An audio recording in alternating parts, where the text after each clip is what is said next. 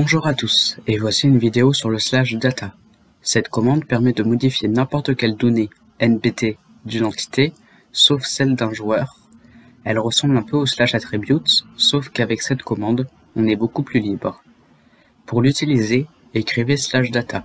Ensuite, vous pouvez mettre get qui, suivi de bloc qui correspond à un bloc, lui-même suivi des coordonnées du bloc, entity qui correspond à une entité, elle-même suivie du sélecteur ou du pseudo, ou de storage, qui correspond à une variable, lui-même suivi du nom de la variable. Ensuite, ce n'est pas obligatoire, il faut mettre le chemin d'accès à la donnée. Et enfin, toujours facultativement, vous pouvez mettre l'échelle, un nombre qui sera multiplié au résultat.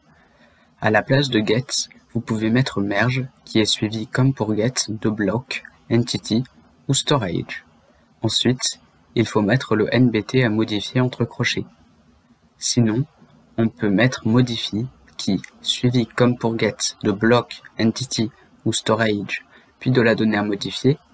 Ensuite, il faut mettre append qui ajoute la valeur à la fin, insert qui insère la valeur à une position choisie mais juste après.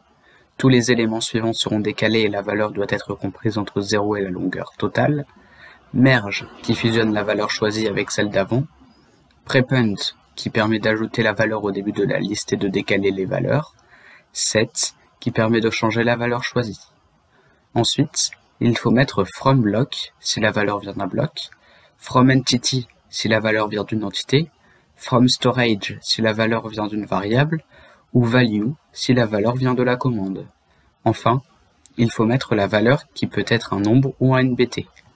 Enfin, à la place de get, on peut mettre remove qui, comme merge, suivi de block, entity ou storage, puis d'un NBT, va supprimer ce NBT. Maintenant, nous allons faire des exemples. Pour commencer, nous allons connaître le nombre de cœurs du joueur le plus proche. Pour cela, écrivez slash data get entity @p elf. Ensuite, nous allons modifier l'enchantement de l'item le plus proche jeté au sol par loyauté 3. Pour cela, écrivez slash data merge entity @e type égale minecraft.item, limite égale 1, sort égale nearest, fermez le crochet. Ouvrir une accolade, item ouvrir une accolade, tag ouvrir enchantment ouvrir un crochet, ouvrir une accolade, lvl 3s, id ouvrir un guillemet, minecraft.loyalty, fermez les guillemets, fermez l'accolade, fermez le crochet, fermez l'accolade, fermez l'accolade, fermez l'accolade.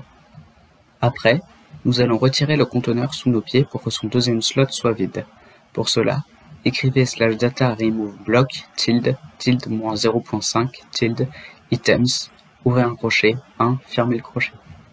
Enfin, nous allons regarder les NBT de l'item le plus proche. Pour cela, écrivez slash data get entity @e, ouvrir un crochet, type égale item, sort égale nearest, limite égale 1, fermez le crochet. J'espère que cette vidéo vous a plu. N'hésitez pas à la revoir pour mieux la comprendre et à poser vos questions dans les commentaires.